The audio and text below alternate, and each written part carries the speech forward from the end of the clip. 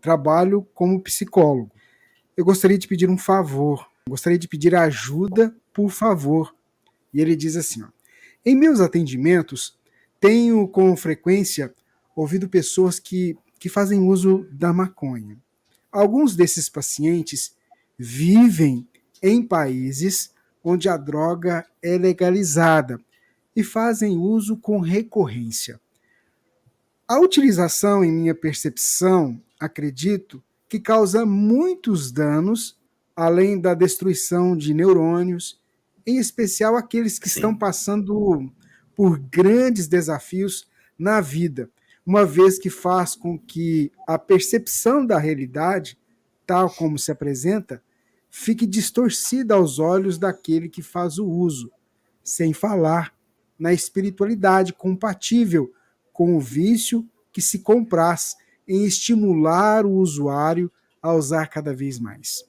Com isso, vejo uma família que sofre muito e que luta desesperadamente por não se desfazer, em especial por parte da esposa, que é mãe recente, em decorrência desse vício do marido. Gostaria de pedir uma orientação aos amigos sobre a maneira que poderia ser utilizada como suporte, além da terapia, da atividade física e do trabalho de espiritualização, para que o usuário possa se libertar e se existe uma medicação. Eu não espero receber o nome do remédio aqui, mas apenas saber se pode existir uma medicação com esse propósito, seja alopatia ou homeopatia, a ser prescrita por médicos que possam auxiliar. Enfim, todo o auxílio possível na confirmação da minha percepção sobre a droga, bem como podemos auxiliar no processo da libertação dessas pessoas. Seria muito bem-vindo. Então eu vou começar. Sem dúvida nenhuma, esse é um problema muito sério porque as pessoas têm a ideia de que a maconha ela não seja uma droga. Não, ela é, na medida em que ela altera a percepção da realidade. A pessoa que faz uso dessa substância, ela reage com mais lentidão. Se ela estiver dirigindo, ela não consegue frear, ela retarda a parte motora do indivíduo. Então, ela realmente ela não é algo interessante do ponto de vista de ser positivo. Não, ela não é. Aí alguém vai dizer, mas o álcool também é. Pois é, mas é um outro equívoco, só que uma é uma droga que ficou lista pela possibilidade do lobby, né, que tem, enquanto que a maconha não tem esse lobby.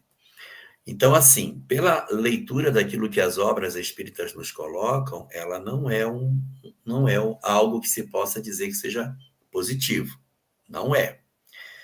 Agora, ela é uma chamada droga de entrada, porque, assim como o álcool, ela tira o juízo do ego, ela amortece as resistências da pessoa e dali daquela porta ela segue para outras drogas. É muito comum pessoas que usam hoje maconha, amanhã começam a experimentar drogas mais pesadas. Então, é como o álcool, é uma droga de entrada. A pessoa usa e depois vai agravando na medida que o tempo vai passando. Mas isso não significa dizer que a maconha em si, ela seja um mal por inteiro. Não.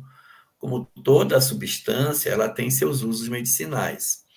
Então, hoje tem sido isolado uma substância que tem lá dentro, que é o canabidiol, e o canabidiol tem sido utilizado de maneira correta, na dosagem correta, para algumas circunstâncias, né, que são vivenciadas no campo da psiquiatria, em que o psiquiatra, diante de determinados fenômenos, ele usa o canabidiol na dosagem correta para equilibrar determinados comportamentos muito agitados das pessoas com essa substância. Mas isso aí é como, por exemplo, a cocaína, que é uma droga, mas ela, de maneira bem utilizada, vira aquela substância que é usada no dentista para anestesiar.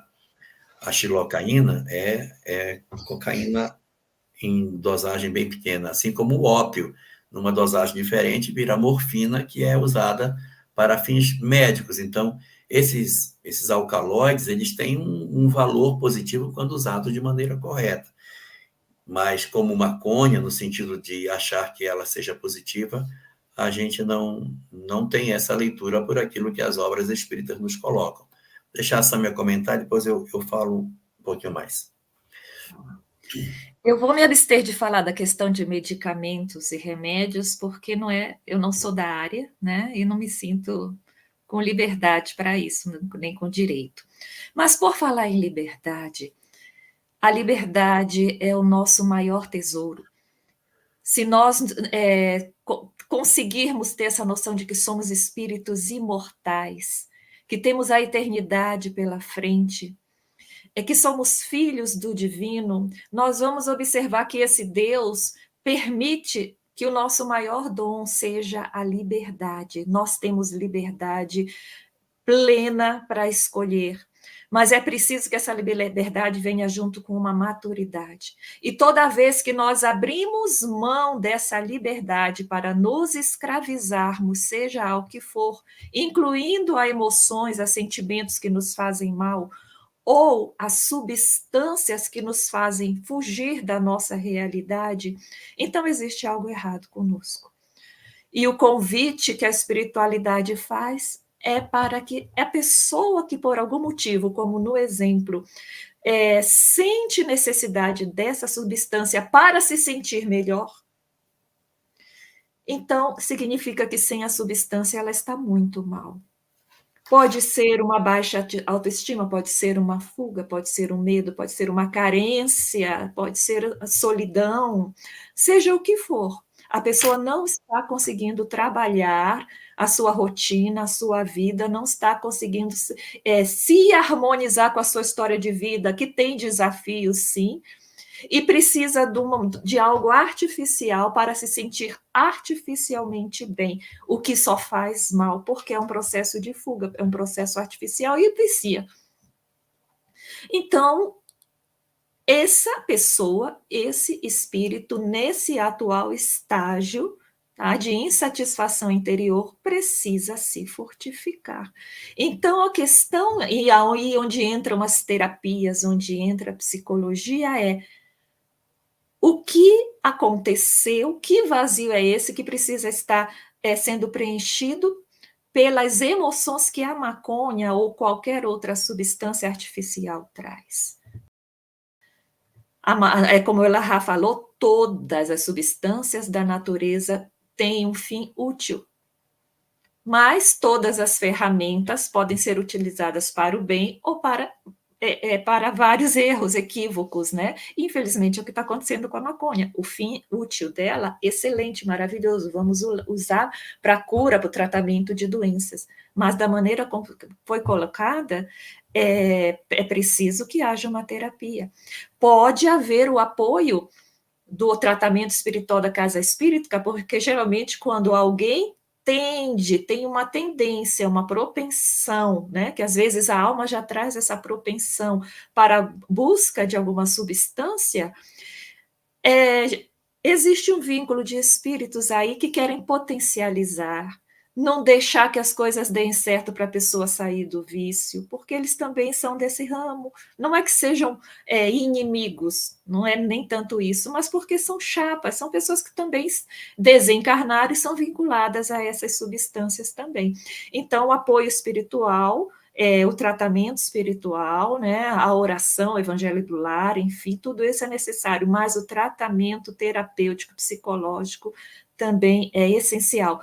E o que mais pode ser feito além disso? Nós sugerimos os grupos de apoio, os grupos de acolhimento. Existem grupos de acolhimento para pessoas viciadas em substâncias, alcoólicos, adictos, aonde entra a maconha, e também grupos de apoio que recebem os familiares que sofrem.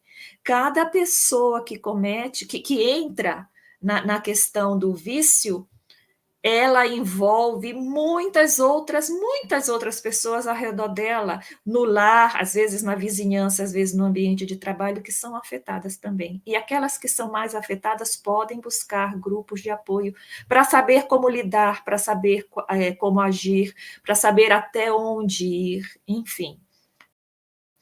Então, eu vejo essas questões podem ser colocadas, mas eu vejo o principal aí, cada pessoa que sentir necessidade, aqueles que lhe amam, ou os profissionais, devem buscar meios de verificar o que está faltando em termos emocionais nessa pessoa.